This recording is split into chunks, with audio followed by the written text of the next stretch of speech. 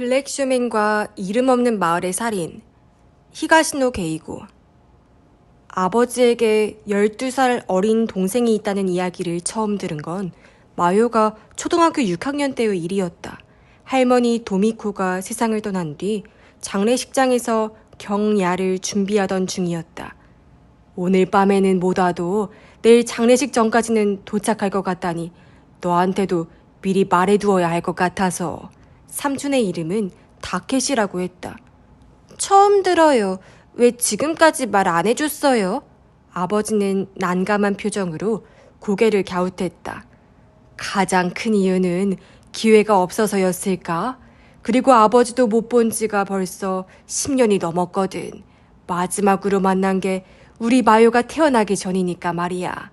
엄마도 결혼 전에 딱 한 번 봤을 뿐이야. 어쩌면 이제 다시는 못 만날지도 모른다는 생각도 들었고, 그래서 우리 마요가 혼란스러울까봐 말을 안 했던 거란다. 왜 안 만났어요? 사이가 나빠요? 그런 건 아니고. 아버지는 멋쩍게 웃었다. 단순한 이유야. 삼촌이 미국에서 일을 하거든. 게다가 한 곳에 머물지 않고 각지를 전전해서 일정을 맞추기가 어려웠단다. 그랬구나. 하지만 메일로 할머니가 돌아가셨다고 연락을 했더니 장례식에 오겠다고 하지 뭐니. 못 온다고 할 줄 알았는데 좀 놀랐지. 다케시는 플로리다에서 비행기를 타서 내일 아침에 나리타 공항에 도착한다고 했다. 장례식은 정오에 시작한다. 아버지의 동생이 미국에서 어떤 일을 하는지 마유는 묻지 않았다. 삼촌이 있다는 사실만으로도 놀라서 미처 거기까지는 생각하지 못했던 것이다. 이튿날 아침 장례식장의 대기실에서 삼촌을 처음 만났다. 키가 크고 모델처럼 스타일이 좋았다. 얼굴도 멀끔해서 아버지와는 닮은 구석이 없었다. 아버지가 마유를 삼촌에게 소개했다. 마유는 안녕하세요. 고개를 숙이며 인사를 했다. 너에 대해서 잘 안단다. 다케시는 미소를 지었다. 그림을 잘 그리고 고양이를 좋아한다지. 만나서 반가워. 다케시 삼촌이야. 그렇게 말하더니 손을 내밀어서 악수를 청했다. 마요는 당혹감을 느꼈지만 내민 손을 잡았다. 그림을 잘 그리고 고양이를 좋아한다. 그가 한 말은 모두 맞았다. 아마도 아버지가 이야기했겠지. 다케시는 어머니와도 인사를 나눴다. 14년 만이라는 말이 들렸다. 다케시는 결혼식에 참석 못해서 미안하다고 했다. 할머니는 가깝게 지내는 사이가 그리 많지 않아 장례식은 일가 친척들만 모여서 소규모로 치렀다. 엄숙한 분위기에서 식이 진행되었고 출관 전에 고인에게 각자 꽃을 바쳤다. 마지막 인사를 하는 줄도 길지 않았다. 가장 마지막이 다케시의 차례였다. 그 모습을 보고 마요는 이상하다 생각했다. 그가 꽃을 들고 있지 않았기 때문이다. 다케시는 관으로 다가가 할머니의 뺨을 두 손으로 살며시 감쌌다. 이어서 손을 천천히 올려 할머니의 가슴께로 이동한 뒤에 합장을 했다. 그러고는 다시 모은 손을 위아래로 움직였다. 다음에 본 광경을 마요는 아마 평생 잊지 못하리라. 모은 두 손에서 붉은색과 흰색, 보라색 꽃잎들이 팔랑팔랑 떨어지기 시작했다. 꽃잎의 양은 차츰 늘어나서 눈 깜짝할 사이에 할머니의 가슴을 뒤덮었다. 주변 사람들이 놀라서 탄성을 터뜨렸다. 꽃잎이 떨어지지 않게 되자 다케시는 합장한 자세로 묵념했다. 그러고는 눈을 뜨고 손을 내리더니 시신을 향해 정중히 고개를 숙인 뒤 어안이 벙벙해진 사람들의 시선을 받으며 관에서 멀어졌다. 마요는 가족들이 있는 곳으로 다가온 다케시의 얼굴을 올려다 보았다. 그 얼굴은 딱히 특별한 일은 하지 않았다는 양 무표정했다. 화장장에서 유고를 받고 나서 가족들끼리 식사 자리를 가졌다. 마요는 처음 만난 삼촌이 궁금해서 견딜 수가 없었다. 그건 뭐였나? 어떻게 그런 재주를 부릴 수 있는지 묻고 싶었다. 하지만 다케시는 아버지, 어머니와 잠시 이야기를 나누었을 뿐 어쩐지 다가가기 어려운 분위기를 풍기며 말없이 있어 마요는 그저 그를 멀리서 바라볼 수밖에 없었다. 그 대신 마요 옆에 있던 친척 아주머니가 다케시에 대해 이야기하기 시작했다. 그 이야기를 듣고 다케시가 미국에서 마술사를 한다는 걸 알았다. 마술 같은 걸로 먹고 살 수 있어요? 글쎄요. 하지만 의외로 유명한가 봐요. 그래요? 돈은 얼마나 벌려나? 상상도 안 가네. 하지만 아까 그 마술은 깜짝 놀랐네요. 그렇구나. 그건 마술이었어. 마요는 이야기에 귀를 기울이며 고개를 끄덕였다. 그 후에 H가 와줘서 고맙다고 인사말을 하고 나서 자리는 파했다. 결국 다케시와는 이야기를 나누지 못했다. 그날 밤 부모님과 셋이서 저녁을 먹으며 마요는 다케시에 대해 아버지에게 다시 물었다. 친척분들에게 들었니?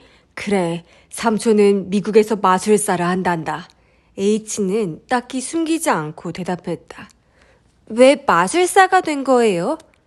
그건 아버지도 모르겠구나.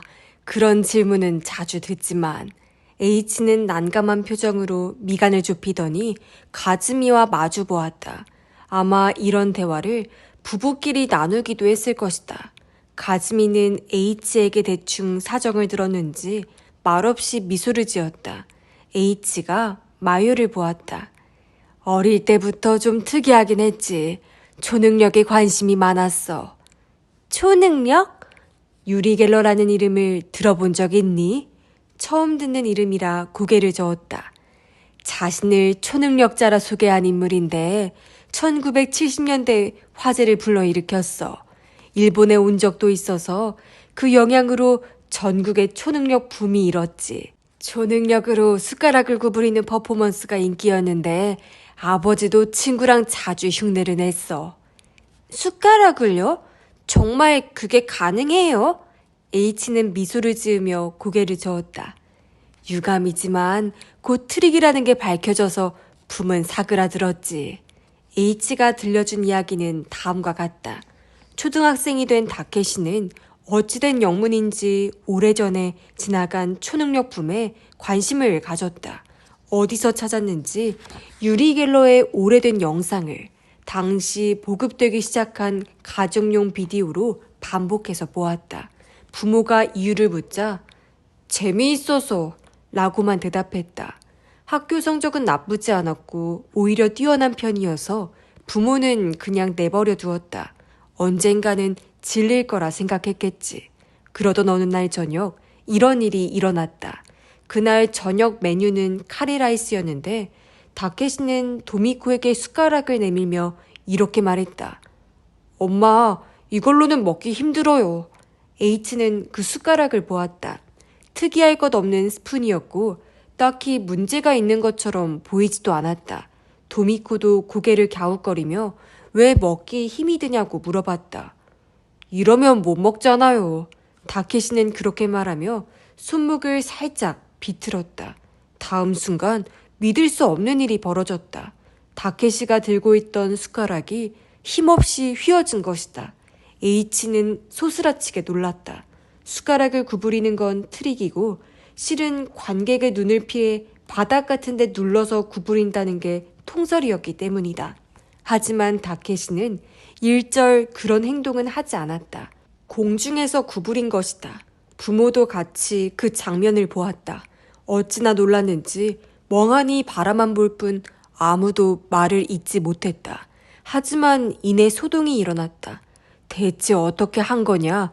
무슨 짓을 했냐고 다케시에게 질문을 퍼부었다.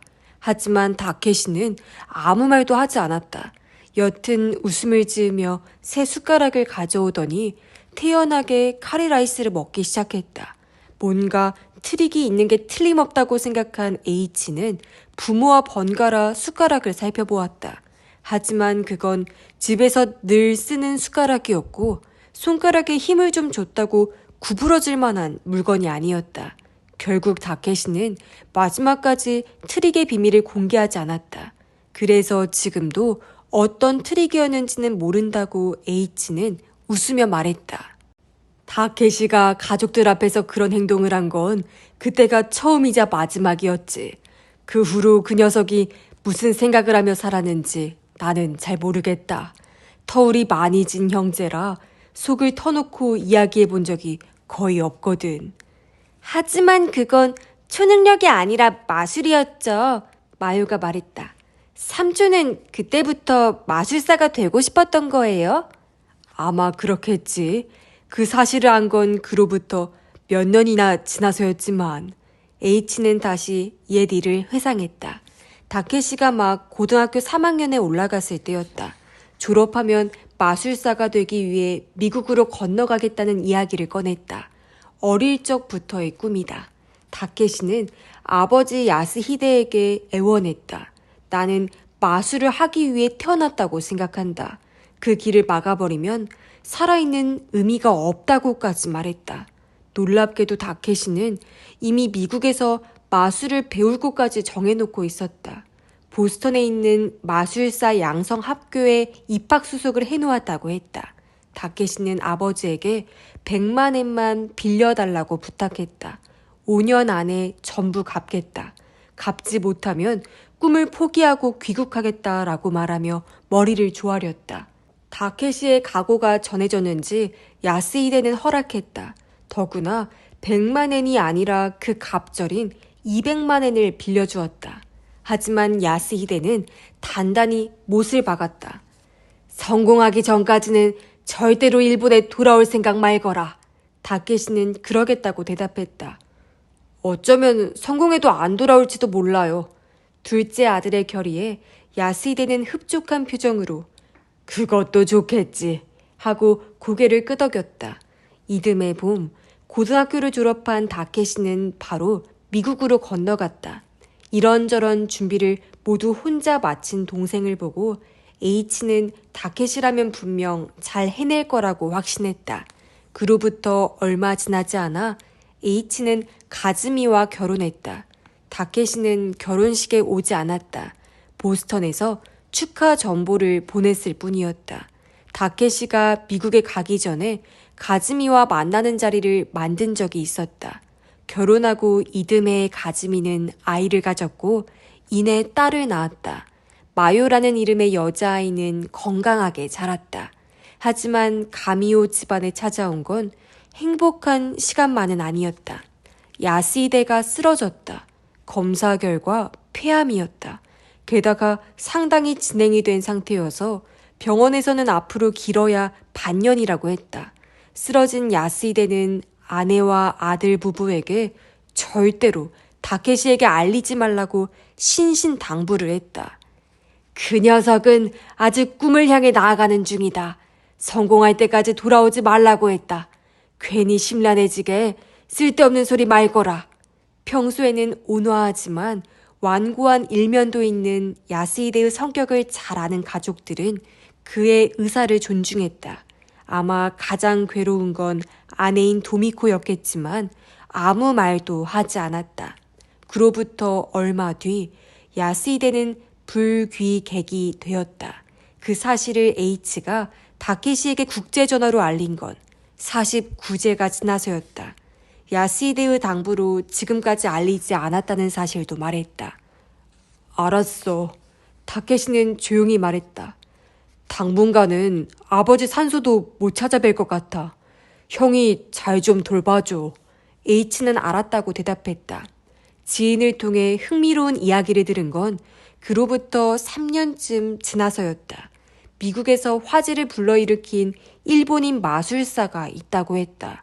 혹시 동생분이 아니냐며 DVD를 내밀었다.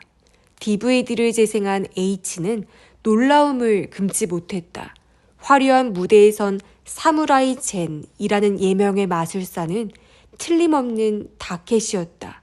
다케시는 야마부시, 즉 산에서 혹독한 수행을 함으로써 돌을 깨우치는 일본 고유의 종교 슈겐도의 수행자를 일컫는 그런 야마부시 같은 수도자 복장을 하고 있었다. 미녀를 무대 한가운데 세우더니 옆에 있던 상자에서 짚을 잔뜩 꺼내 여자의 몸에 둘둘 감기 시작했다. 어찌나 솜씨가 좋은지 눈 깜짝할 새에 온몸이 보이지 않게 되었다. 무대 한가운데에 사람 크기의 집 인형이 서 있는 형국이었다. 다음으로 다케시는 일본도를 들었다. 검집에서 뽑은 검을 칼날의 번뜩임을 강조하듯 휘두르며 서서히 집 인형 쪽으로 다가갔다.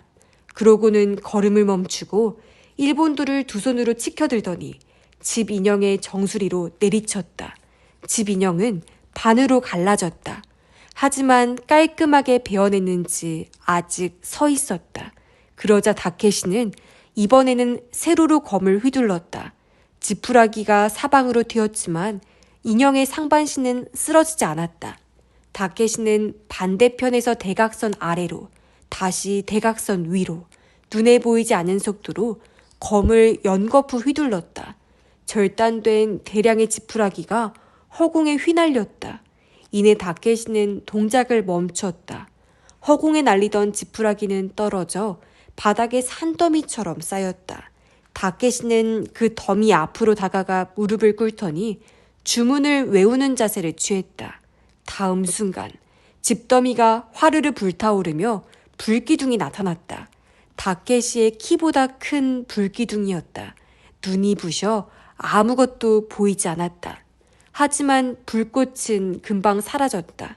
그리고 그곳에는 처음 무대에 있던 미녀가 서 있었다.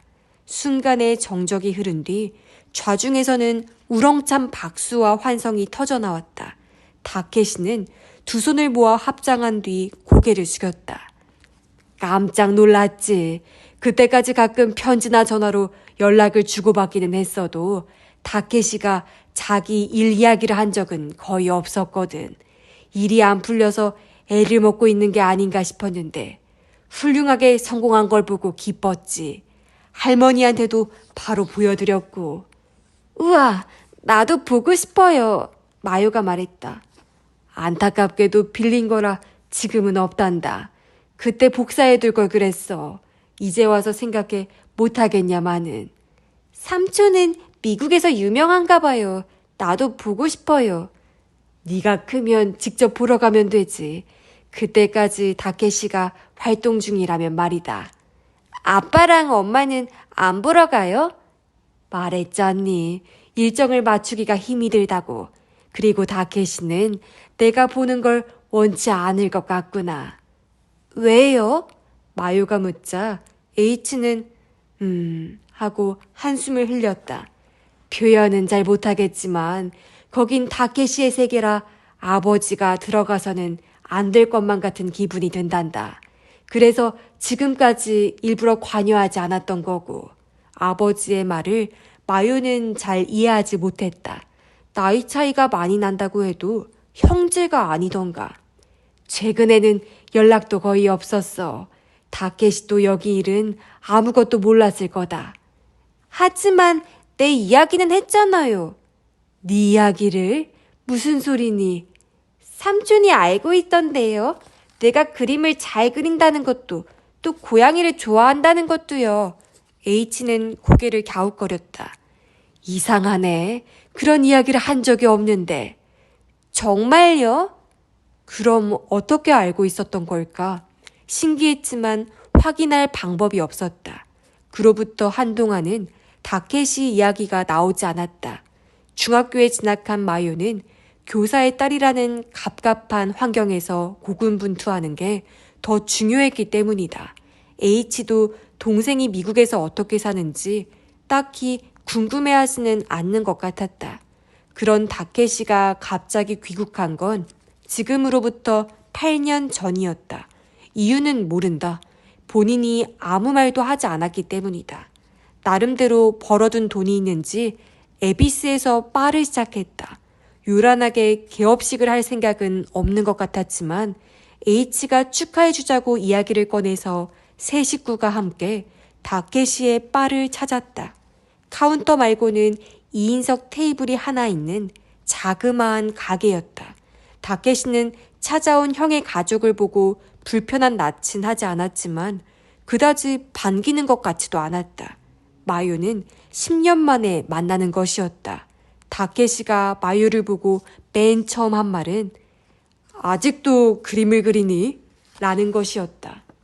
건축가가 되고 싶어서 집 그림은 많이 그리고 있다고 대답하자 잘 됐구나 하며 입가에 미소를 지었다.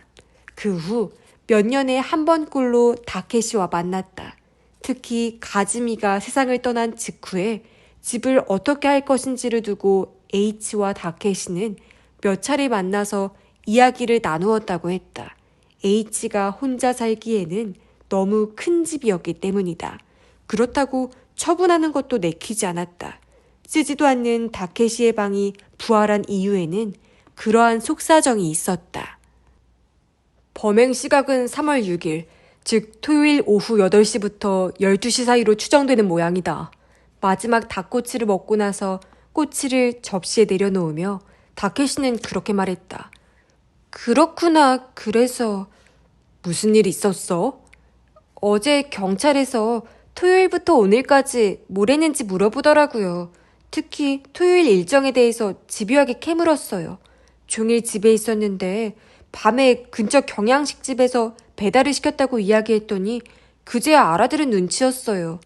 마유의 이야기를 듣고 다케시는 여러 번 고개를 위아래로 끄덕였다. 하기야, 피해자의 외동딸을 용의선상에서 제외할 수 있어서 마음이 놓였겠지. 그 대신 친동생은 알리바이가 없었지만 다케시는 엄지손가락으로 자기를 가리켰다. 경찰은 가족도 의심하나 봐요. 모든 사람을 의심하는 게 형사라는 족속이야. 반대로 그렇지 않으면 때려쳐야 하는 일이고 고글에는 나를 요주의 인물로 보는 것 같던데. 그건 잘 모르겠지만 적어도 좋은 인상을 받지는 않았을 것이라고 마요는 생각했다. 살해 방법은 교살이야. 다케시가 덤덤하게 말했다. 정말요? 마요는 얼굴을 찌푸렸다. 그것도 고글의 경감 스마트폰에서 봤어요? 그래. 끈 같은 걸로 조른 거예요? 흉기는 아직 못 찾은 것 같아. 하지만 가느다란 끈은 아니야. 목에 자국이 남아있지 않았으니까. 손가락 자국도 없었으니 액살도 아니고. 다케시는 맥주잔을 들고 바닥에 조금 남아있던 맥주를 전부 들이켰다. 아마 수건처럼 부드럽고 어느 정도 폭이 있는 천이 아닐까? 그게 감식반의 견해다. 수건으로. 마유는 오른손으로 제 목을 만졌다. 원래 교살에는 안 맞는 물건이야. 목에 기관을 조를 거면 가늘고 튼튼한 끈이 제일이지. 수건 같은 걸로는 기관을 완전히 뭉개기가 어렵지. 하지만 목 양옆에 있는 혈관을 조이는 건 가능해.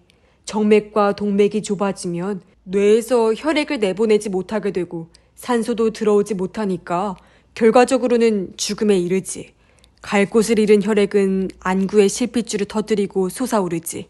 형님 시신은 그런 상태였다고 해. 눈꺼풀을 들춰보니 피눈물을 흘린 것 같았다고 하더라고. 마요는 젓가락을 내려놓았다. 음식은 아직 남아있었지만 다케시의 이야기를 들으니 식욕은 순식간에 사라졌다. 만일 안구에 이변이 없었다면 신부전으로 처리됐을지도. 그만해요. 마유는 그렇게 말했다. 그 이야기 더 듣고 싶지 않아요. 다케시는 허를 찔린 표정을 짓더니 아, 그래 하고 찻잔을 들어서 차를 마셨다. 다른 이야기를 하자. 형님의 토요일 일정을 아니? 마유는 고개를 저었다. 어떻게 알겠어요. 떨어져 사는데. 역시 그렇군. 뭐 그렇겠지. 경찰도 물어보더라고요. 아버지 주말 스케줄이 그렇게 중요해요? 아직 모르지. 하지만 토요일에 형님은 어딘가 외출했을 거야. 공적인 자리였든지 아니면 중요한 사람을 만날 약속이 있었겠지. 그걸 어떻게 알아요? 다케시는 밀리터리 재킷 칼라를 흔들며 말했다. 복장을 보면 알지. 시신으로 발견되었을 때 형님은 양복 차림이었어. 넥타이는 풀었지만 겉옷은 입고 있었지. 사진으로 확인했으니 틀림없어. 사진으로? 고글의 스마트폰에 다양한 각도에서 시신을 촬영한 사진이 있더라고. 부탁이니까 그 사진 저한테는 보여주지 마세요. 마유는 찡그린 표정으로 고개를 돌리며 두 손을 내밀어 막았다. 유감스럽게도 지금은 없어. 몰래 내 스마트폰으로 보낼까 생각했지만 아무리 그래도 흔적이 남는 건 위험할 것 같아서 참았지. 그래요? 다행이다.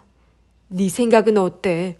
교직을 떠난 지 몇 년이나 된 형님이 거기다 토요일에 양복까지 갖춰 입은 걸 보면 어디 특별히 갈 곳이 있었다고 생각하는 게 타당하겠지. 그럴지도. 그래서 경찰도 아버지 주말 일정을 아는지 물었나 봐요. 다시 묻겠는데 토요일에 형님이 그런 차림으로 외출할 만한 곳이 있어? 마요는 팔짱을 끼고 하고 고개를 갸웃거렸다. 현역 시절에는 학교뿐 아니라 어디를 갈 때도 양복 차림이셨어요. 그러고 보니 퇴직한 뒤로는 양복 입으신 모습을 거의 못 본 것 같아요. 만난 적이 얼마 없어서인지도 모르겠지만요. 옛 동료들을 만날 때는 어땠니? 아마 양복은 안 입으실걸요? 보통 역 앞에 술집에서 만나서 술을 마시니까. 아직 날이 추우니까 요즘에 만난다면 아마 스웨터 다운 재킷 같은 게 아닐까요? 취미나 학문 관련한 모임은 문학자끼리 모이는 자리에는 너무 격식 없는 복장으로 갈 수는 없을 테니 말이다. 문학자. 마유는 소리내어 말해보았다. 왠지 실감이 들지 않았다. 아버지를 가리키는 말인 줄은 알지만 그것이 어떠한 존재인지는 한 번도 생각해 본 적이 없었다. 모르겠어요. 솔직히 퇴직한 뒤로 아버지가 어떻게 사셨는지 잘 모르거든요. 도움이 못 돼서 미안해요. 다케시는 하는 수 없다는 양 한숨을 내쉬었다. 그럼 여자 관계는? 여자요? 마유의 눈이 동그래졌다. 무슨 뜻이에요? 말 그대로야. 형수님 돌아가시고 5, 6년은 지났잖니. 하나 있는 딸도 독립해서 집에 거의 안 왔으면 새로운 만남을 찾았어도 이상할 건 없지. 아버지가요? 그럴 리가. 말도 안 돼요. 그렇게 딱 잘라서 말할 수 있나? 내 주변에는 62살 때 연애하는 사람이 수두룩한데. 삼촌 주변에는 그런 사람들이 많을지 몰라도. 형님이 그런 사람이 아니라고 단정 짓는 것도 이상하지. 못했다. 이건 경찰이 조사하겠지. 만일 그런 사람이 있었고 죽기 전에 만났다면 분명 흔적이 남아있을 테니까. 흔적? 소지품으로 말하면 모텔 영수증, 발기부전 치료약이든 약 케이스 같은 거지. 의류로는 속옷을 들 수 있고 본인의 정액, 경우에 따라서는 상대의 체액이 검출될 가능성도 있지. 관계 후에 샤워를 하지 않았다면 성기에서도 뭔가. 그만.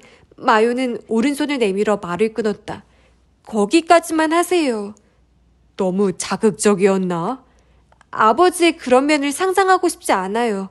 설령 그런 사람이 있었다 해도 같이 식사나 하는 사이였을 거라 생각하고 싶어요. 다케시는 고개를 저었다. 같이 식사는 안 했어. 그걸 어떻게 아세요?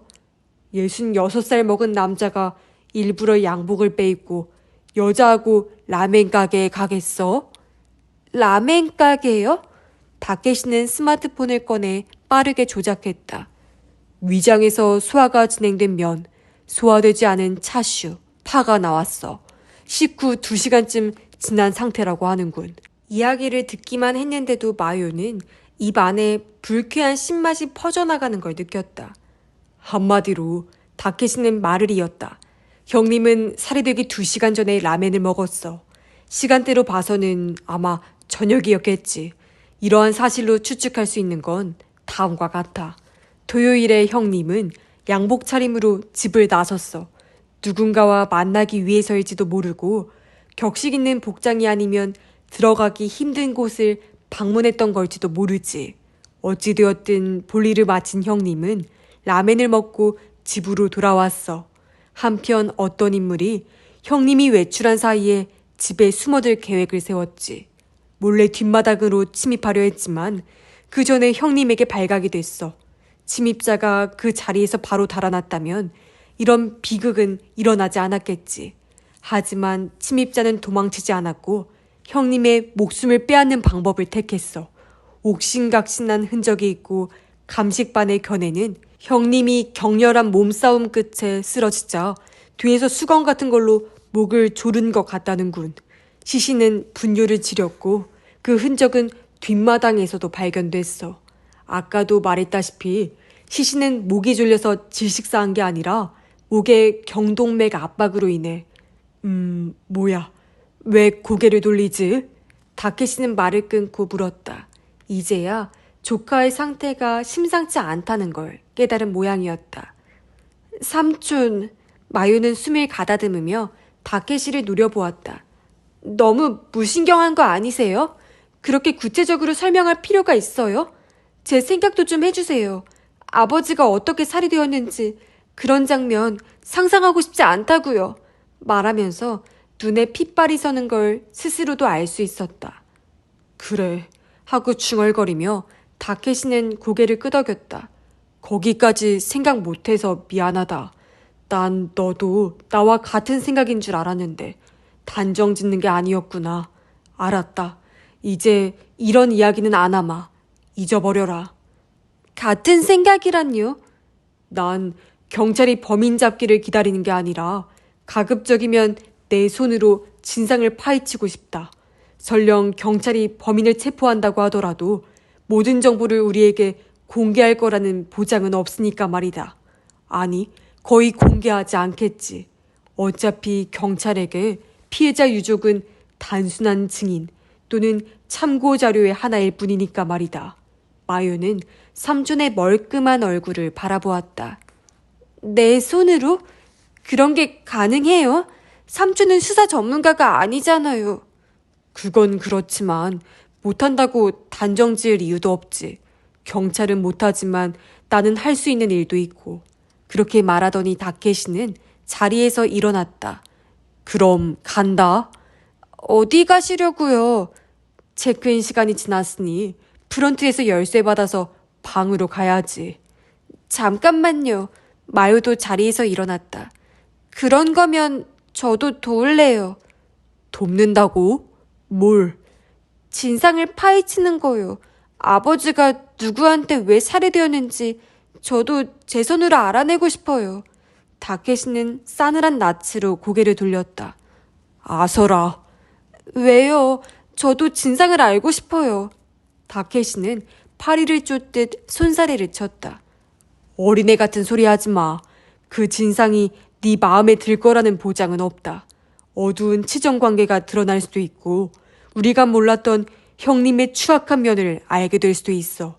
아버지가 살해된 상황을 조금만 자세히 설명해도 얼굴이 파랗게 질리는 녀석이 앞으로 어떻게 견디려고. 괜히 발목 잡히고 싶지 않다. 내가 진상을 파헤칠 때까지 얌전히 기다려. 이제 괜찮아요. 우는 소리 절대 안 할게요. 글쎄, 너한테는 무리라니까. 괜찮다니까요.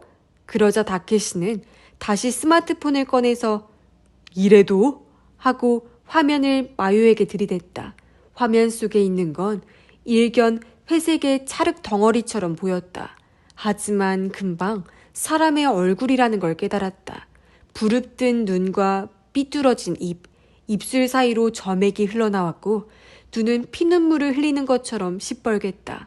안치실에서 본 시신과는 너무나도 달랐지만 H가 분명했다. 발견된 직후에는 이런 모습이었던 것이다. 시큼한 것이 목을 타고 올라왔다. 마유는 주저앉아 입을 막았다. 하지만 치밀어 오르는 구토를 막을 수는 없었다. 방금 먹은 음식이 바닥에 쏟아졌다.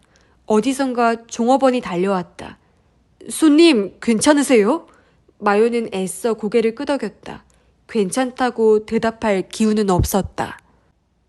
들키면 곤란해지니까 사진을 다른 데로 보내지는 않았다면서요.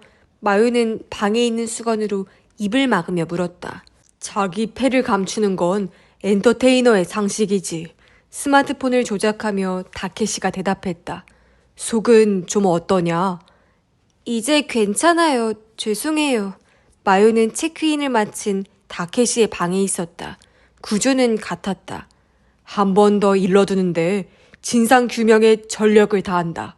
어떠한 상황에서도 그걸 우선하며 결코 주저하거나 도망치지 않겠다. 맹세할 수 있지? 다케시는 날카롭고 강렬한 눈빛으로 마요를 보며 물었다. 조금만 방심해도 길을 빨릴 것 같았다. 맹세할게요. 마요는 오른손을 올리며 말했다. 이제 도망치지 않을 거야. 좋아. 다케시는 위아래로 고개를 끄덕였다. 담당 경찰들과는 어제 처음 만났다고 했지. 녀석들과 나눈 대화 내용을 전부 말해봐라. 어떤 질문을 했지? 뭘 중점적으로 물어봤지? 뇌세포를 총동원해서 숨기는 거 없이 기억하는 걸 모조리 말해봐. 숨기지 말고 어디서부터요? 경찰이 처음 접촉한 건 언제지? 어제 오후에요. 일하는데 전화가 와서. 그럼 거기서부터. 다케시는 팔짱을 끼고 좌식 의자 등받이에 몸을 기댔다. 삼촌의 정체모를 박력에 압도된 마요는 어제부터 있던 일을 전부 설명했다. 이야기는 오늘 다케시가 나타난 장면까지 이어졌다. 이야기를 다 들은 다케시는 여전히 팔짱을 끼고 있었다. 정신을 집중하듯 살며시 감고 있던 눈을 서서히 떴다. 상황은 잘 알았다. 그럼 우리 나름대로 생각해보자. 그 전에 너에게도 요긴한 정보를 좀 줘야지. 분명 이제 괜찮다고 했으니 이 정도는 문제 없겠지. 다케시는 옆에 있던 스마트폰을 다뤄 새 사진을 보여줬다. 놀란 마요는 허리를 고추 세웠다. 그 역시 시신을 찍은 사진이었다. 하지만 이번에는 전신 사진이었다. 눈을 돌려서는 안 된다고 스스로를 채찍질했다. 그런 짓을 하면 다케시는 앞으로 절대 상대해주지 않을 것이다. 애써 마음을 진정하고 화면을 뚫어져라 바라보았다. 아까 다케시가 말했듯 H는 양복 차림이었다. 짙은 갈색 양복이 눈에 익었다. 시신 옆에는 접어놓은 종이 상자가 쌓여 있었다. 이걸로 시신을 숨겨 놓았던 것이리라. 뭔가 짚히는 게 있나? 다케시가 물었다. 마요는 화면을 다시 보며 말을 이었다. 삼촌 말대로 몸싸움을 한 흔적이 있네요. 복장이 흐트러졌고 더럽혀진 것 같아요. 그리고 그 밖에는 아버지의 시신을 머리에서 발끝까지 샅샅이 훑어봤다. 희한하게도 이제 공포심은 사라지고 없었다. 이내 어떤 사실을 깨달았다. 아, 뭐지? 신발을 안 신었어요. 양말만 신고 있네요. 그거야. 다케시는 손가락을 튕기며 말했다. 게다가 잘 봐라. 발바닥이 더럽혀졌지. 어쩌다가 신발이 벗겨진 게 아니라 신발을 신지 않은 채 몸싸움이 벌어진 거다. 그게 무슨 뜻이에요? 평소에 형님이 뒷마당에 나갈 때 어땠지? 샌들을 신었어요. 유리문 앞에 있을 텐데. 한마디로 샌들을 신을 여유도 없었다는 건가? 하지만 수상한 침입자를 상대로 몸싸움을 하는데 샌들은 거치적거릴 수도 있으니까. 수상한 침입자라면 이렇게 된 거다. 다케시는 손가락을 세우며 말했다. 아까도 말했다시피 토요일에 형님은 양복 차림으로 어딘가 외출했어. 그리고 나서 저녁에 라멘을 먹고 돌아왔지. 현관으로 들어와 신발을 벗고 서재에 들어갔다. 하지만 방에 불을 켜기 전에 뒷마당에 수상한 자가 있다는 걸 알아챘어. 유리문을 열고 여기서 뭐 하느냐고 소리쳤겠지. 경찰에 신고할까 두려웠던 침입자는 형님에게 달려들었어. 몸싸움이 벌어졌고 형님은 살해됐어. 이야기는 간결했지만 놀랍도록 설득력이 있었다. 마요도 그 광경이 눈에 선했다. 아버지는 격투기 같은 건 하나도 몰랐으니까. 그런 문제가 아니다. 다케시는 고개를 저었다. 얼마나 목숨을 걸었는지의 문제지. 몸싸움을 하면서도 형님은 상대가 죽어도 상관없다고까지는 생각하지 않으셨겠지. 하지만 상대는 그렇지 않았어. 들켰으니 죽일 수밖에 없다고 생각했던 게 아닐까? 범인의 목적은 무엇이었을까요? 문제는 바로 그거야. 빈집에 침입하려 했으니 뭔가를 훔칠 목적이었다고 생각하는 게 온당하겠지만. 훔친 게 있었나요? 전 전혀 모르겠던데. 애초에 그렇게 엉망진창으로 어질러 놨으니 아버지가 봐도 몰랐을지도요. 하기사, 그 난장판은 비정상적이었지. 불필요하다는 느낌까지 들었어. 뭔가를 찾기만 해서는 결코 그렇게까지는 안 돼. 네 말대로 뭐를 훔쳐가는지 모르게 하려고 그런 걸 수도 있다. 하지만 역시 가장 타당한 답은 강도의 소행으로 위장하기 위해서였겠지. 마요는 고개를 갸웃거렸다. 무슨 뜻이에요? 범인의 목적은 처음부터 형님의 목숨을 빼앗는 것이었어. 하지만 그냥 죽이면 경찰이 원한이나 이해관계에 얽힌 범행이라고 생각하겠지. 그래서 단순 강도의 범행으로 꾸미려고 했어. 실제로 값나가는 물건들을 뒤진 게 아니라 그렇게 부자연스러운 형태로 난장판이 된 거고. 그럼 범인이 빈집에 침입하려 했던 것도 아버지를 죽이기 위해서였다는 거예요? 그렇겠지. 집에 몰래 들어와 기다리다가 형님이 돌아오면 해칠 공산이었을지도 모른다. 그래서 뒷마당에서 살해한 건 범인이 상정하지 못한 상황이었어. 어떻게든 강도 살인으로 위장하기 위해서 시내를 뒤엎어 놓은 거지. 그렇구나. 하지만 만일 그렇다면 납득이 안 가는 점이 있어. 살해 방법 말이다. 살해 방법이요? 교살이잖아. 왜 납득이 안 가는데요? 처음부터 죽이는 게 목적이었다면 칼을 쓰면 된다. 그 편이 확실하니까. 틀림없는 지적이었다. 그도 그렇다며 마요는 동의했다. 혹시 흉기는 현장에서 조달해야겠다고 생각한 거 아닐까요? 부엌에 가면 식칼이나 과도 같은 건 있겠지 하고요. 그러면 흉기를 입수한 경로를 통해서 자기 신원이 밝혀질 걱정도 없을 테니까요. 현장 조달이라. 다케시의 입가에 웃음기가 번졌다. 한 사람을 죽이는 거사를 치르는데 너무 즉흥적인 거 아닌가? 적당한 식칼이나 과도가 없으면 어떡하려고. 남자 혼자 사는 집인데 그럴 가능성도 있지. 내가 범인이라면 만일의 경우에 대비해 흉기는 직접 챙겨두었을 거야. 대형 슈퍼에서 구입하면 그리 쉽게 신원이 밝혀질 염려는 없을 테니까. 뭔가 사정이 있어서 흉기를 준비할 시간이 없었다거나요. 그렇다고 대신 준비한 흉기가 수건이라는 것도 이상하지 않나? 아까도 그 이야기 했죠. 감식반의 견해, 뒤에서 수건 형태의 흉기에 목을 졸린 것으로 보인다. 실은 이게 가장 큰 수수께끼야. 날붙이를 준비하지 못해서 차선책으로 교사를 택했다는 것까지는 좋아. 하지만 그렇다면 밧줄이나 전기 코드나 더 가늘고 튼튼한 흉기를 준비하지 않았을까? 왜 수건이지? 손수건이나 핸드타월과 달리 우연히 갖고 있을 물건은 아닌데 말이야. 다케시는 생각에 잠긴 표정으로 먼 곳을 보다가 이내 한숨을 크게 내쉬며 마요를 보았다. 현장이나 시신의 상태를 통해 알 수 있는 건 지금으로서는 이 정도군. 추리를 더 발전시키려면 다른 정보가 필요해. 아는 거 있나? 갑자기 물어보셔도 마요는 당황했다. 딱히 생각나는 게 없었다. 시신 발견자는 네 동창이라고 했지? 맞아요. 하라구치라고 있어요. 일요일에 동창회가 있는데 그 일로 아버지와 상의하러 왔을 거예요. 그 친구 직업이 뭐지? 아마 주류 도매상이었을 거예요. 역시 자영업자군. 그래서 월요일 아침에 형님을 찾아온 거였어. 좋아. 다케시는 다시 손가락을 튕겼다. 그 하라구치라는 친구한테 이야기를 좀 들어봐야겠다. 바로 연락해봐. 아마 그쪽도 너한테 연락하고 싶을 게다. 그럴까요? 상식적으로 생각하면 안 그러는 게 이상하지. 얼른 해봐. 알았다고 대답한 뒤 마요는 스마트폰을 집었다. 하라구치의 연락처는 몰랐지만 모모코에게 물어보아야겠다고 생각했다.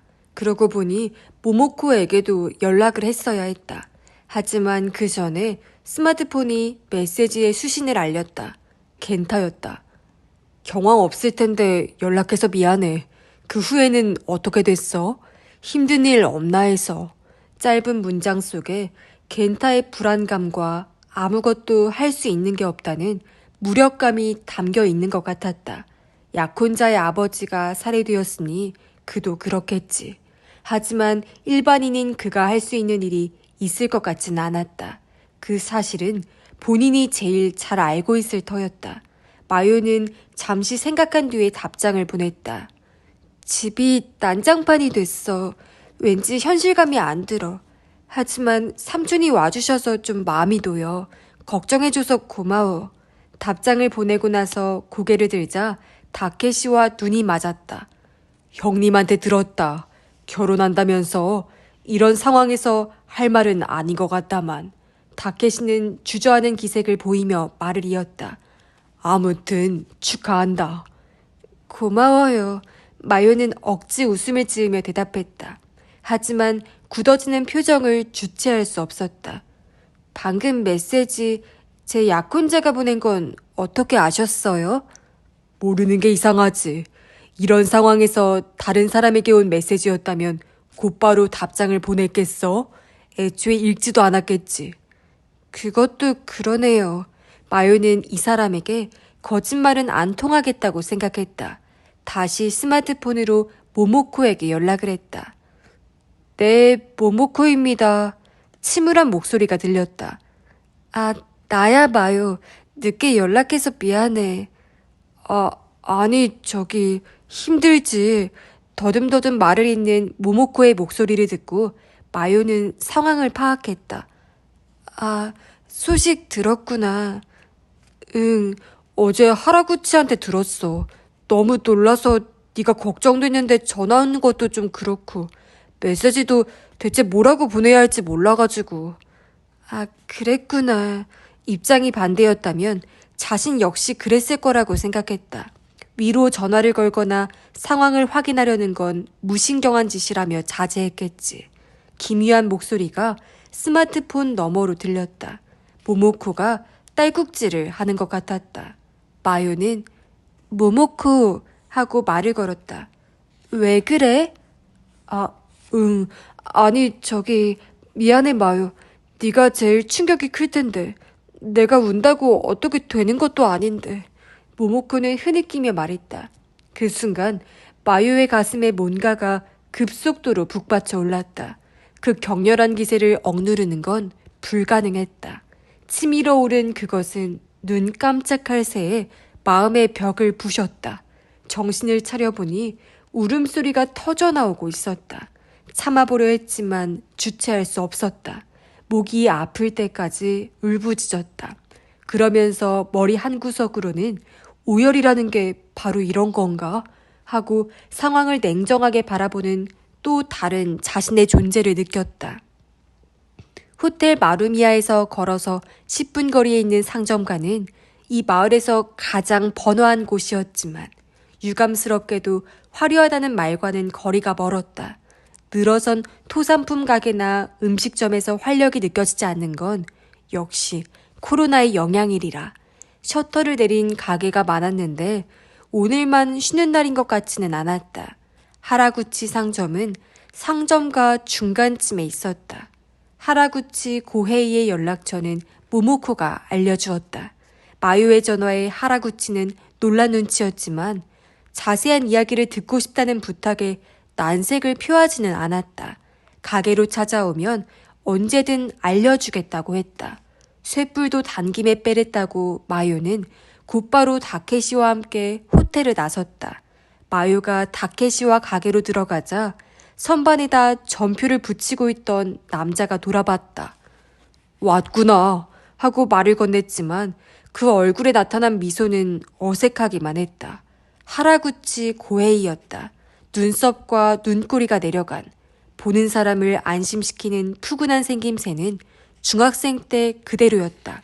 하지만 마른 편이었던 체격은 다부진 성인의 몸으로 바뀌어 있었다. 오랜만이야. 마요는 인사를 건넸다. 하라구치는 무슨 말을 해야 할지 망설여지는지 입술을 살짝 핥고 나서 말문을 열었다. 가미요, 많이 힘들지? 응. 마요는 고개를 끄덕였다. 하라구치한테도 내가 폐를 끼쳤네. 나야 상관없는데. 하라구치의 시선이 마요의 뒤를 향했다. 아, 소개할게. 전화로 말했던 우리 삼촌. 아버지 동생이셔. 잘 부탁하네. 다케시가 뒤에서 인사했다. 잘 부탁합니다. 하라구치도 대답했다. 하라구치는 마요와 다케시를 가게 구석에 있는 공간으로 안내했다. 둥근 테이블과 철제 의자가 놓여 있었다.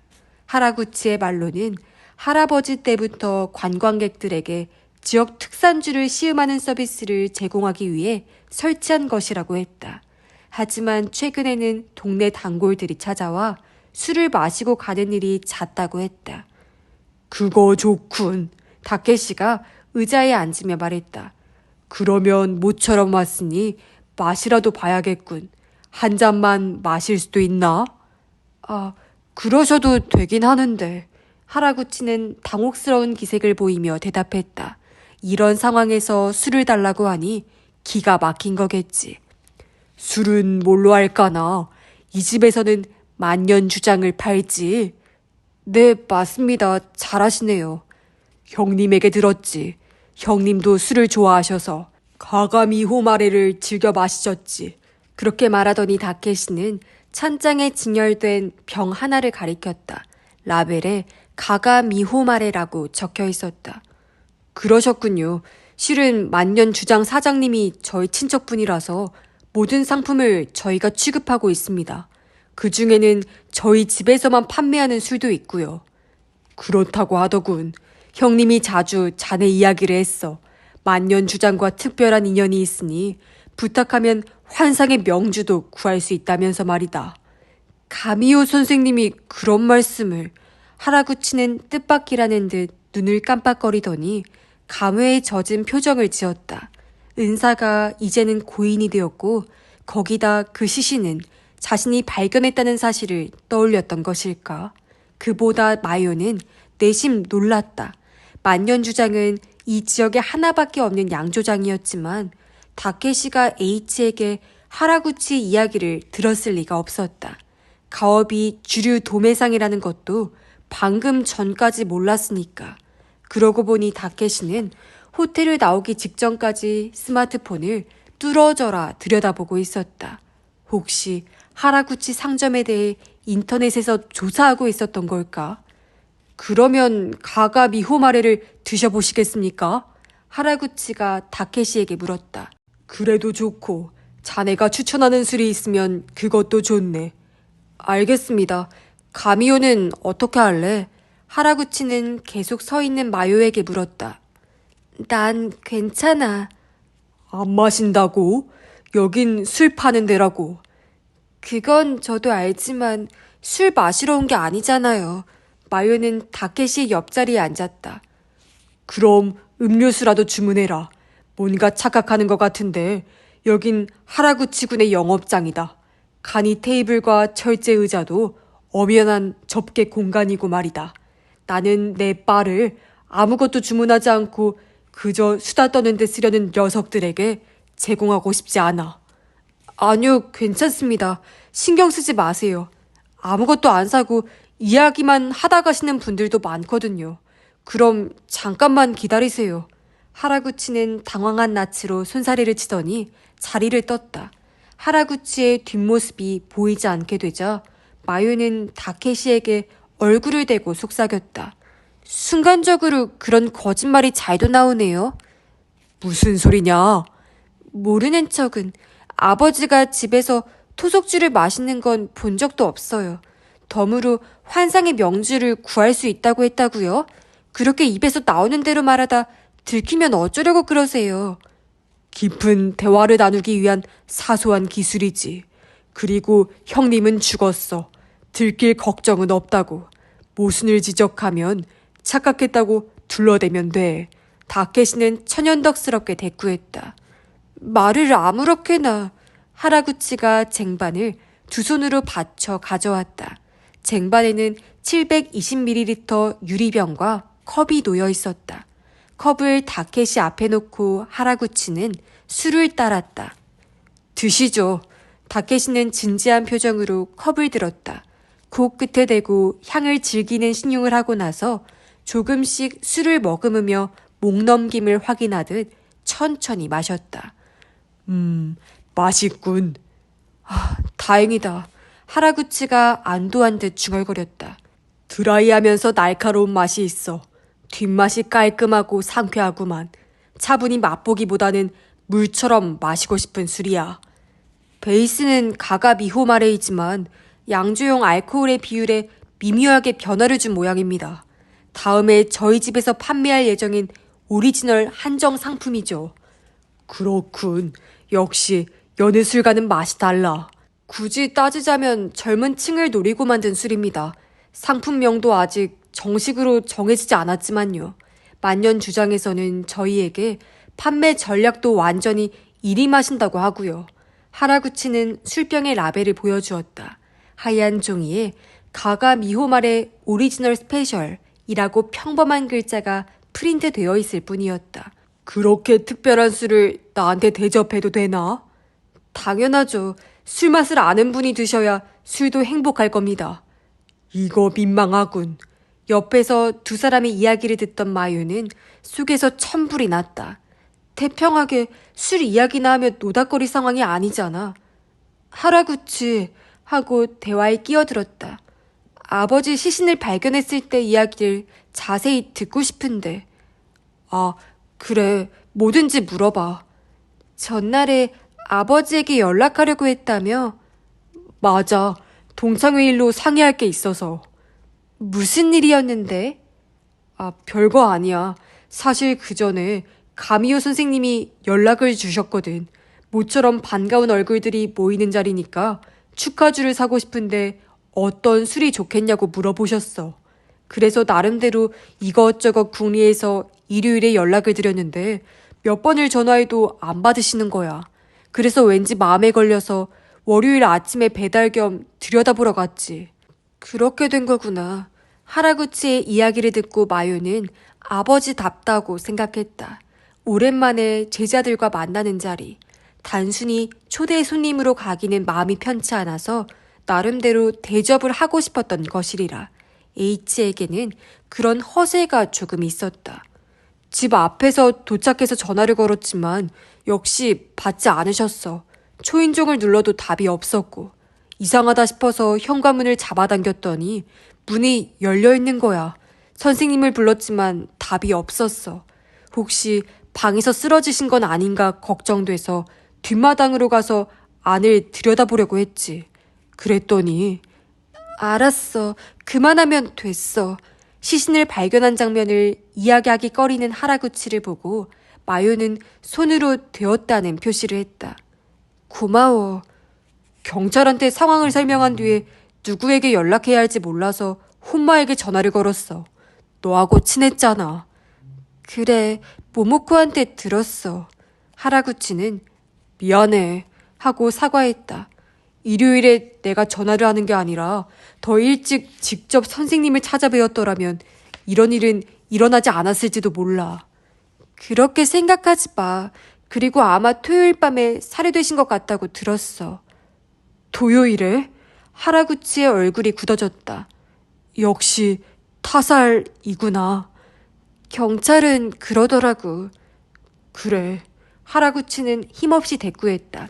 두 사람의 대화를 듣고만 있던 다케시가 갑자기 컵을 눈높이로 들며 말했다. 역시 맛있군, 이 술. 마요는 넌더리가 나서 고개를 젓고 싶었다. 또 술 이야기인가?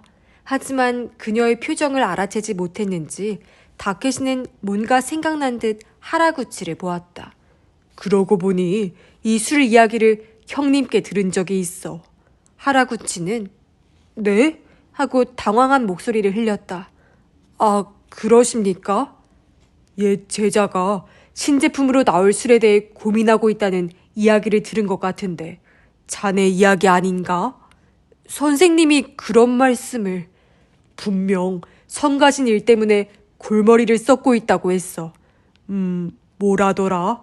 다케시는 컵을 내려놓고 뭔가를 떠올리려는 듯 미간을 짚었다. 마요는 당혹스러울 따름이었다. 이 역시 지어낸 이야기다. 다케시는 최근 H와 만난 적이 없고 전화 통화도 하지 않았을 터였다. 왜 이런 이야기를 꺼내는지 그 진위를 파악할 수 없었다. 선생님이 이 술에 대해 뭐라고 말씀하셨나요? 하라구치는 병을 만지며 물었다. 술에 대해서라기보다는 자네 이야기였지. 애를 많이 먹는 것 같다고 하더군. 아, 그래. 이제야 생각이 나는군. 새 술 때문에 제자가 애를 먹는 것 같은데 뭔가 힘이 되어주고 싶다고 했어. 사정을 들어보니 내 생각에도 쉬운 문제가 아니더라고. 무엇보다 형님은 그냥 선생님이었잖아. 모든 제자들이 감사하는 마음을 가진다는 보장도 없지. 아, 이야기를 자세히 들으셨군요. 대충만 들었어. 하지만 그렇지. 신제품을 다룬다는 게 역시 쉬운 일은 아니야. 좌우지간 여기저기 돈 들어갈 곳이 많잖아. 그렇죠. 돈 들어갈 곳도 많지만 말 안 해도 알아. 돈도 들지만 돈보다 더 중요한 게 있지. 장사를 하다 보면 그런 게 참 골치 아프단 말이야.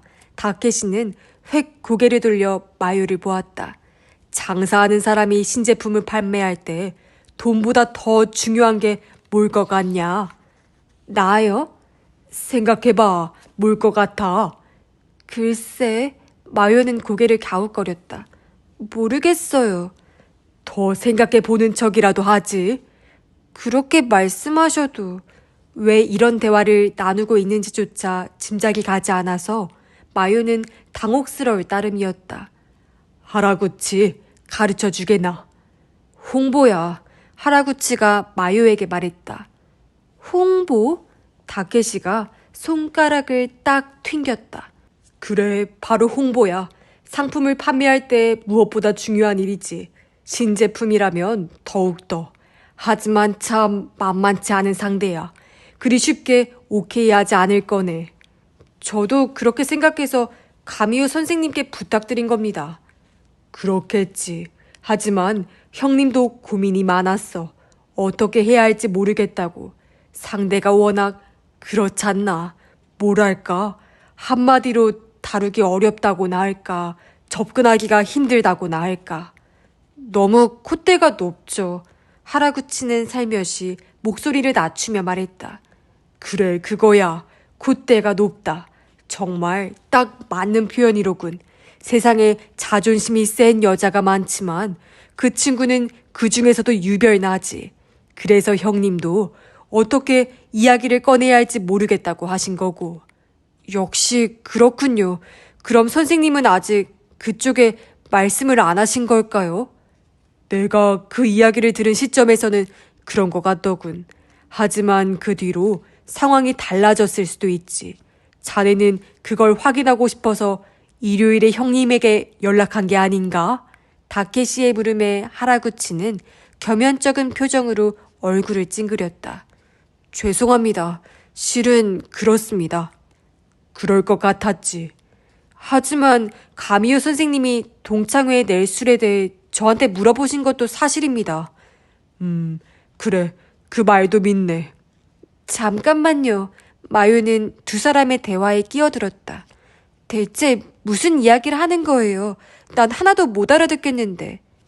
이 술의 홍보에 관한 이야기지. 다케시는 턱을 까딱해 테이블 위의 병을 가리켰다. 그게 무슨 말인지 모르겠다니까요. 어떻게 된 거야? 하는 수 없지. 형님은 다른 사람에게 말하고 다니지 말라고 했지만 다케시는 요란한 한숨을 내쉬었다. 하라구치, 조카 녀석이 알아듣게 좀 설명을 해주겠나? 하라구치는 체념한 표정으로 고개를 끄덕이더니 말문을 열었다. 이 술의 상품명을 생각하다 활라비를 넣을 수 없을까 생각이 들어서. 생각지도 못한 이름에 마요의 눈이 휘둥그레졌다. 환뇌 라비린스를 쓴다고? 어떤 식으로? 내가 생각한 건 상품명을 레이몬지 아즈마라고 붙이는 거야. 양조장 사장님은 레이몬지만 써도 되지 않겠냐고 말씀하셨는데 그럼 별로 주목받지 못할 것 같아서 주인공의 풀네임을 붙여야 특별한 느낌이 들잖아. 오리지널 스페셜 양조주 레이몬지 아즈마. 물론 라벨에는 전투복 차림에 아즈마의 컬러 일러스트도 넣고. 어때? 눈에 확 들어오겠지. 마요는 술병을 보며 머릿속으로 상상했다. 사케와 인기 SF 애니메이션의 주인공. 나쁘지 않은 아이디어였다. 좋은 아이디어 같은데 작가의 허가가 필요한 거 아니야? 그게 문제야. 물론 허가를 받아야지. 그리고 가급적이면 일러스트도 구기미야가 새로 그려줬으면 하고. 거절할 것 같아? 그게 말이지. 하라구치는 한숨을 흘리며 다케시 쪽을 보았다. 지금까지 대체 뭘 듣고 있었던 거냐? 다케시는 미간을 찌푸리며 말했다. 아까 만만치 않은 상대라고 했잖냐. 일이 그렇게 쉽게 진행되겠냐고. 무엇보다 상대는 자존심이 센 여자 예술가니까. 여자? 누가요? 그러니까 작가. 작가는 구기미야예요. 누가 여자예요? 다케시는 한 박자 쉬었다 쯧쯧 혀를 차며 손가락을 좌우로 흔들었다. 지금 구기미야 이야기를 하는 게 아니잖냐. 모르겠어? 참 눈치 없는 녀석이군. 너희 동창 중에 자존심이 센 여자라는 말을 들으면 딱 생각이 나야지. 누구야? 고고노에 말이야. 하라구치가 옆에서 대답했다. 중학교 때는 고고리카라고 불렀나? 고고리카? 아, 고고노의 리리카? 그래, 하고 하라구치는 고개를 끄덕였다. 하나로 올려 묶은 머리와 고양이 같은 눈동자가 떠올랐다. 이름에 걸맞게 말과 행동이 요란했고 거기다 성격도 드세서 늘 여학생들의 리더격이었다. 이제야 알아들었어. 정말이지 말귀를 못 알아듣는 녀석이라니까. 다케시는 고개를 절레절레 저었다. 걔가 지금 호우스에서 일하거든. 하라구치는 도쿄에 본사를 둔 유명 광고 대행사의 이름을 말했다. 게다가 활라비 관련 업무 담당인가 봐. 아마 사내에서 구기미야와 중학교 동창이라는 사실을 어필했겠지.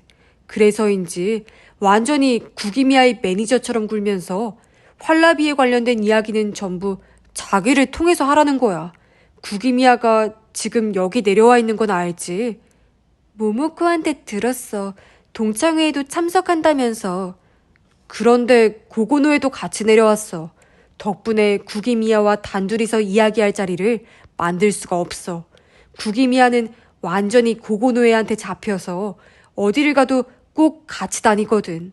아마 고고노에한테 반한 것 같은데 어떻게 해야 할지 모르겠네. 그랬구나. 알았냐 마요. 사정이 이러하니 하라구치는 형님에게 중개 역할을 부탁한 거야. 그렇지? 맞습니다.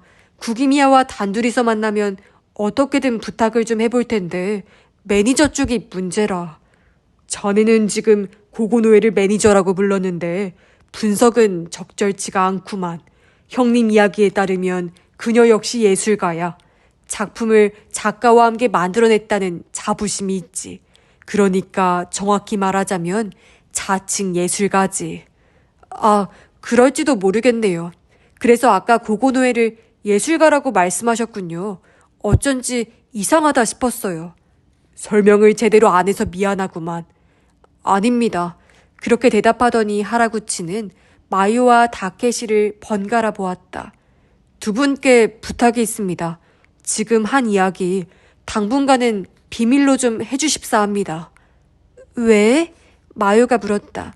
판매 전략을 극비에 붙인 거야? 하라구치는 쓴 웃음을 지었다.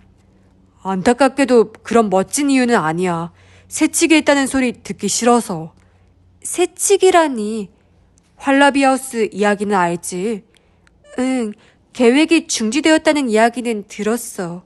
하라구치는 허리를 펴며 맞아 하고 대답했다. 그 이야기가 나온 직후에 마을 분위기가 확 살았어. 성사되면 지역 활성화에 큰 도움이 될 거라고. 활라비 노래를 부르면서 다들 편승해서 돈벌이 할 생각에 부풀었었을 거야. 하지만 코로나로 계획이 중단되고 모든 일이 엎어졌지. 하지만 아직 포기 못한 사람도 많아. 그래서 뜻 있는 사람들이 모여서 뭔가 할 수 있는 일이 없을지 논의하기 시작한 단계고, 중심이 된 건 우리 동창들인데 가시화기가 특히 열을 올리고 있어. 지금 가시화기 건설의 부사장이거든. 아, 그렇구나. 달리 예상 못한 이야기도 아니라 마요는 놀라지 않았다. 동창인 가시화기 고다이의 부친은 지역의 유력 기업인 가시화기 건설의 사장이었다. 활라비 하우스의 건축 공사를 맡았던 게 가시화기 건설이었으니까 그 녀석도 아쉬움이 클 거야. 그리고 옛날부터 가시화기가 좀 나서는 걸 좋아했잖아. 지역을 위해 자기가 발벗고 나서겠다는 느낌이더라고. 하지만 아까 이야기하기로는 활라비에 관련된 거는 고고리카에게 먼저 물어야 하는 거 아니었어? 그게 맞아. 그래서 가시화기도 귀찮지만 그 부분은 절차대로 하겠다고 했어. 하지만 내 입장에서는 만약 한가하게 기다릴 수만도 없는 게 사실이야. 일찌감치 신제품의 판매 전략을 정하지 않으면 만년주장을 볼 낯이 없거든. 하지만 내가 가미오 선생님을 통해서 구기미야와 고고노에게 몰래 접촉을 시도한 걸 알면 왜 혼자 멋대로 움직이냐고 가시화기가 화를 내게 뻔하거든. 그렇겠다. 하지만 술을 팔면 어차피 들킬 거 아니야. 상품명 권리를 얻어낸 뒤라면 가시화기가 무슨 말을 해도 상관없어. 어떻게든 둘러대면 되니까. 그보다 괜히 옆에서 회방을 놓아서 구기미야와 이야기가 틀어지는 게 무섭지. 그렇구나. 마요가 모르는 데서 이런저런 이해관계가 얽혀있는 모양이었다. 비밀로 해도 상관없잖아. 다케시는 하라구치를 보며 물었다. 경찰에도 이 이야기는 안 했지? 굳이 이야기할 필요가 없을 것 같아서. 알겠네. 그럼 우리도 비밀 지키지. 감사합니다. 하라구치는 고개를 숙였다.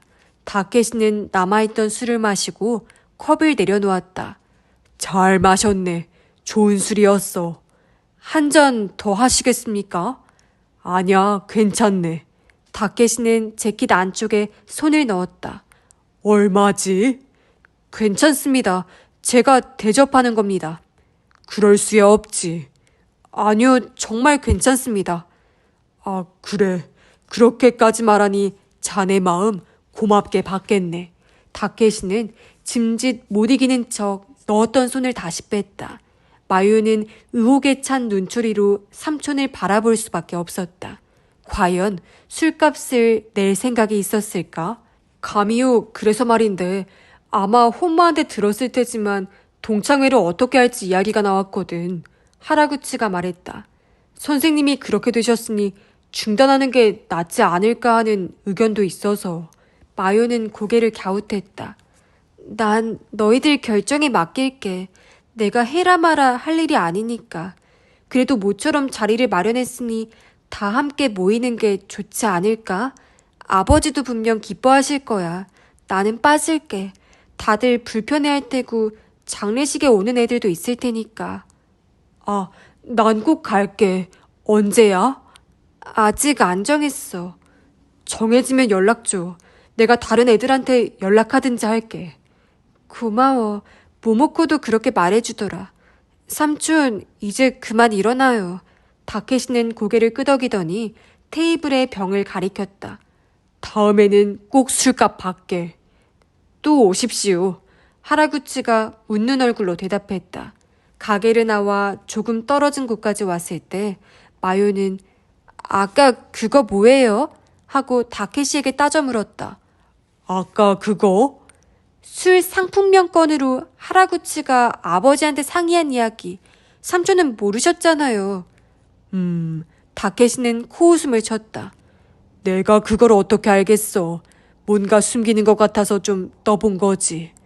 하라구치가 뭘 숨기고 있다는 건 어떻게 아셨어요? 별거 아니다.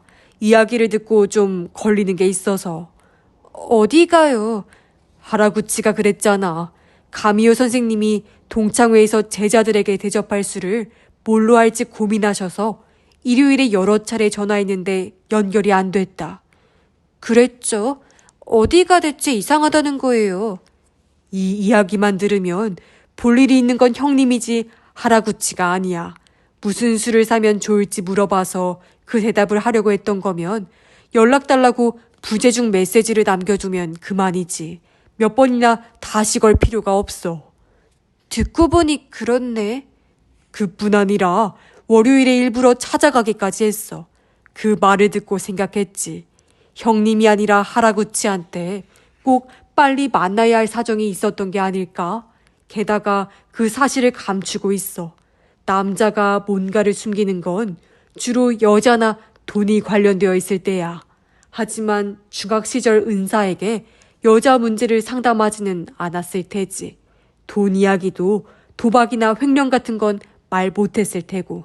그러면 필연적으로 일에 관한 이야기겠지. 현재 하라구치가 가장 중점을 두는 일은 무엇일까? 마요는 헉 하고 숨을 삼켰다. 그 술. 하지만 새로 낼 상품에 대해 자산가도 아닌 은퇴한 교사한테 돈 문제를 상담하겠어? 뭔가 부탁할 일이 있다면 중간 다리를 놓아달라는 거겠지. 한마디로 하라구치가 볼 일이 있었던 건 형님이 아니라 형님이 잘 아는 사람, 제자가 아닐까 추측했지. 곧 동창회가 열린다고 하니 그 사람은 동창일 공산이 크지. 하지만 하라구치 자신은 그 인물과 그다지 친하지 않아서 형님을 통해 말을 전할 필요가 있었어. 마요는 걸으며 다케시의 얼굴을 유심히 보았다. 그 단시간에 거기까지 추리한 거예요? 추리라 할 것도 없어. 인간의 행동 패턴 같은 건 대부분 정해져 있거든. 하지만 그 시점에는 교섭 상대가 구기미아라는 건 모르셨죠? 당연하지. 알 리가 없지. 동창 중에 부자가 있어서 형님을 통해 투자 권유를 하려는 게 아닐까 했지. 그래서 신제품을 판매하려면 여러모로 돈이 든다고 넌지시 떠봤던 거야. 그랬더니 하라구치는 동조하면서 물론 돈도 들지만 이라고 표현했지. 그 말을 듣고 돈 문제가 아닌가 싶어서 서둘러 노선을 변경한 거다. 갑자기 나한테 질문을 던졌을 때죠. 그런 의도였구나. 마요는 그때 나눈 대화를 되짚어 보았다. 그러고 보니 다케시는 말을 많이 하기는 했어도 실상 구체적인 내용은 하나도 언급하지 않았다. 다케시의 꿰매 전부 하라구치 스스로 고백한 것이다. 하기야 삼촌은 구기미아를 여자라고 생각했으니까. 중요 인물에 대해 하라구치는 콧대가 높다고 표현했어. 남자한테는 잘 안 쓰는 표현이지. 그 말을 통해 여자인가 보다 생각하고 방심했던 거야. 형님한테 중개를 부탁한 인물에게 매니저가 있을 줄이야. 오산이었지. 하지만 잘 넘겼잖아요. 하라구치는 전혀 미심쩍게 여기지 않는 것 같던데. 그쯤이야 아무것도 아니지. 그보다 하라구치 이야기를 듣고 만나봐야 할 인물이 두 사람 추가됐어. 고구리카, 고고노의 리리카와 구기미아죠. 그래, 그들은 지금 여기 내려와 있다고 했지. 이미 형님과 만났을지도 몰라. 알았어요. 그 둘을 만날 자리를 만들어 볼게요. 어쩌면 장례식에 올지도 모르고요. 부탁한다. 그나저나 궁금한 게 있는데. 뭔데요? 활라비가 뭐지? 어쩌고 라비린스라고 하던데. 마요는 화들짝 놀라 걸음을 멈췄다. 삼촌, 그것도 모르면서 어떻게 말을 맞춘 거예요? 이제 와서 놀랄 일이냐? 당연히 놀라지. 그건 됐고 대체 뭐냐고. 그 활라비라는 게. 설명 좀 해봐. 마요는 긴 한숨을 내뱉은 뒤 호텔 가서 알려드릴게요 하고 다시 걸음을 옮겼다.